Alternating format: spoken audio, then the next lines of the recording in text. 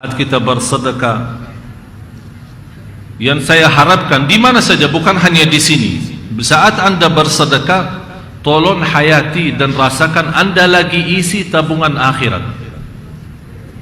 yang besok sekecil apapun dan sebesar apapun kita besok sendiri akan ketemukan. Malah jangan heran kalau kita melihat amalan ibadah kita yang begitu kita berkumpul diberikan kesempatan, apalagi sedekah di masjid di antara maghrib dan isya.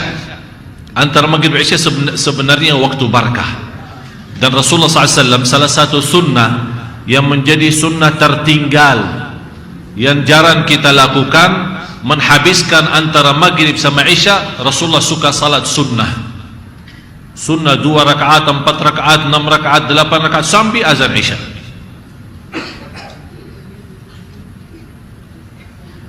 Malah di antara waktu juga yang termasuk barakah adalah habis subuh. Jadi kenapa mereka mengisi waktu-waktu ini? Karena mereka menghayati ini untuk tabungan akhirat. Bacaan Quran barakah, sedekah di antara maghrib isya barakah, apalagi di antara azan dan iqamah termasuk doa makbul, di bawah doa amalan-amalan salih yang lainnya. Baina kulli adhanin wa iqamatin da'watul la turad. Rasulullah SAW bersabda, antara azan dan iqamah doa tidak ditolak. Mohon maaf jamaah sekalian, ini namanya kesempatan. Jadi sia-sia kalau kita tidak memanfaatkan kesempatan itu. Apalagi sisa umur kita sangat terhitung. Bisa jadi malam ini yang terakhir bagi kita, bisa jadi minggu ini, bisa jadi bulan ini. Oleh karena itu, yang memiliki kesempatan untuk beramal salih, saya mohon disegerakan. Disegerakan. Yang berniat, mudah-mudahan begitu ada rezeki, sementara belum ada, tapi begitu ada rezeki dari usaha A atau dari jual rumah apa atau dari apa, insyaallah saya bernawaitu. Begitu Allah mudahkan, segera, jangan macam-macam sama janjian sama Allah. Pertama, sebelum hitungan apa-apa, supaya jangan termasuk nanti hawa nafsu, terlipat di situ hawa nafsu, nanti mulai banyak hitungan tak jadi nanti dilakukan.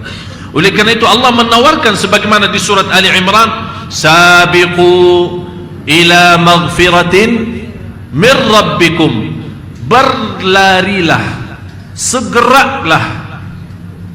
Jadi kalau urusan akhirat, urusan amal salih, jangan tunda-tunda, segerakan. Karena jamaah sekalian, hidup kita cuman satu kali di dunia ini, cuman satu kali, dan besok kita akan mati satu kali. Tapi habis satu kali mati, satu kali meninggal dunia, begitu Allah membangkitkan, nanti selama-lamanya kita hidup. Tapi dua, hidup bahagia maupun hidup tidak.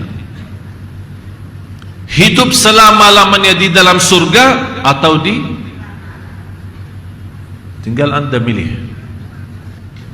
Tapi orang yang senantiasa pagi, siang, sore, malam, lahir dan batin, di mana saja berada, selalu dia takut kepada Allah dan iman kepada Allah, dan dia merasa Allah menguasai kita, tidak ada sesuatu yang menakutkan di dunia ini.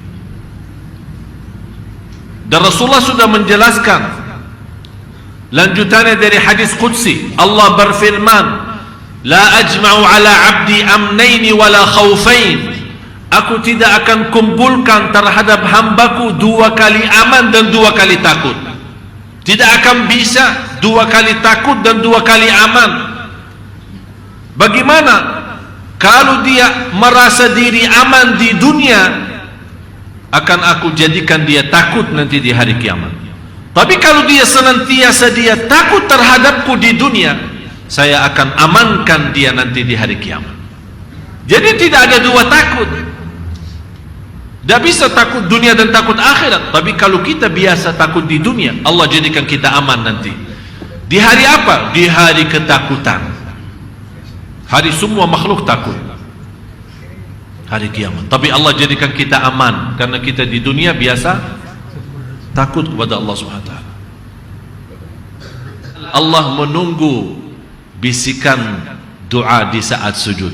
Oleh karena itu Rasulullah SAW bersabda di hadis sahih, aqrabu, karena kondisi sujud di dalam salat menjadi yang teragung. Jadi yang teragung di antara berdiri, ruku', duduk, tahiyat, di antara dalam salat yang teragung, yang termulia adalah sujud. Oleh karena itu kata Rasulullah SAW, karena sujud itu agung, kesempatan kita menjadi posisi terdekat kepada Allah, kata Rasulullah, man isi banyak doa. Kenapa isi banyak doa hanya di sujud? Tidak boleh sujud apa doa dalam rukuk. Tidak boleh doa dalam rukuk. Kenapa di dalam sujud? Karena kita sudah bersedia merindahkan wajah kita yang mulia, yang menjadi pandangan yang dilihat oleh miliaran manusia di mana saja kita berada, dan selalu kita jaga kebersihannya. Kita ikhlas dan bersedia merindahkan, menghinakan karena Allah Subhanahu wa taala, dan menaruh, bisa jadi tempat sujud kita belum tentu tempat bersih, belum tentu sajadahnya wangi, bisa jadi di basir, bisa jadi di tangga, bisa jadi di atas aspal, bisa jadi di atas lantai, belum tentu bersih, belum tentu bisa tahan panasnya, belum tentu bisa tahan kalau ada bau-bau yang tidak enak. Tapi kita merasa semua ini tidak ada arti karena kita sudah ikhlas dari awalnya bersujud lillah, dan saya mau nikmati lezat sujud itu.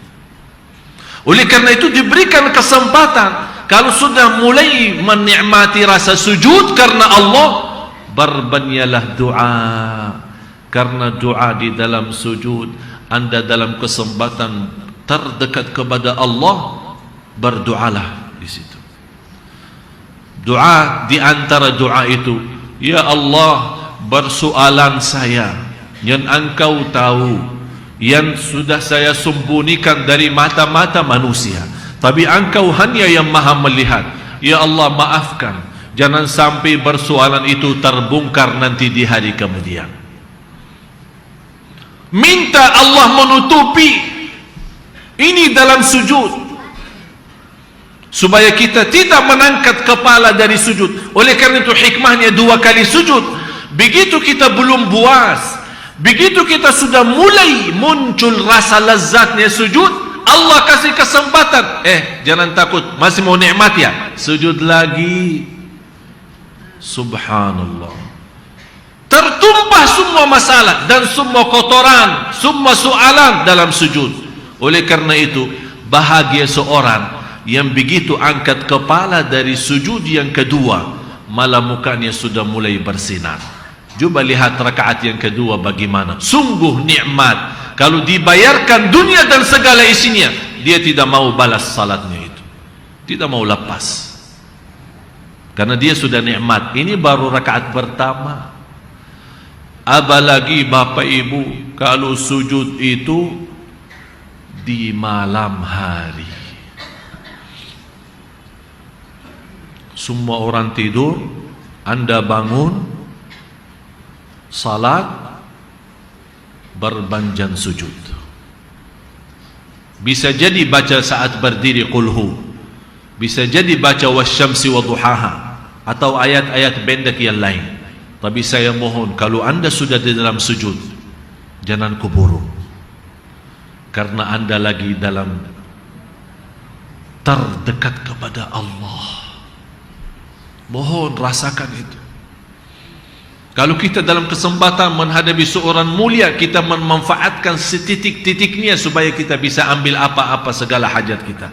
Ini Allah yang maha segala-galanya. Apalagi di malam hari, orang tinggalkan enaknya tidur, dia mau nikmati sujud.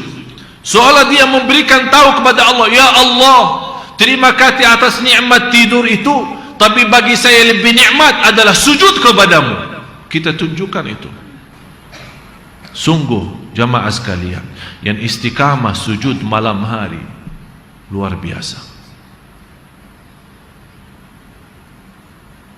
Saya akhiri satu cerita terjadi sama saya. Semalam habis maghrib, saya sunnah ba'diyah.